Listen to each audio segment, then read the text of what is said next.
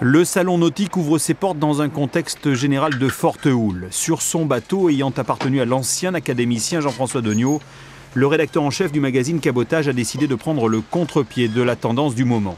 Alors que le salon parisien se livre à une surenchère d'année en année, bateaux de plus en plus grands, plus luxueux, le magazine Sétois plaide lui pour un retour à une plaisance plus populaire et plus marine. À cette époque-là, on faisait des bateaux entre 6 mètres et 8 mètres qui pouvaient accueillir de 2 à 4 personnes, une petite famille, dans des conditions de confort relativement spartiates. Mais ça correspond un peu à l'époque du minibus VV, si vous voyez, avec des tas d'astuces pour se doucher, pour faire la cuisine, pour les toilettes, etc. Donc on se débrouillait et le plaisir était surtout de naviguer, d'aller le long des côtes, de mouiller ici ou là et de faire plaisir à tout le monde.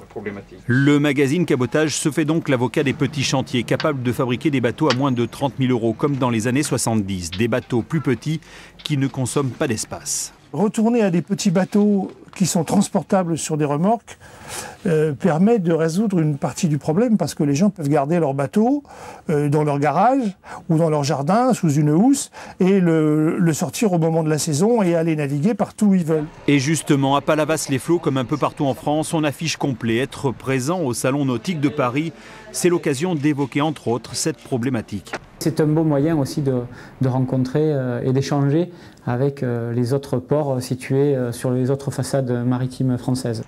Un nautisme populaire plus adapté à la situation des ports français, l'angle d'attaque est intéressant. Mais le salon nautique lorgne vers les nouveaux marchés comme la Chine, mais attention à ne pas perdre son âme de marin.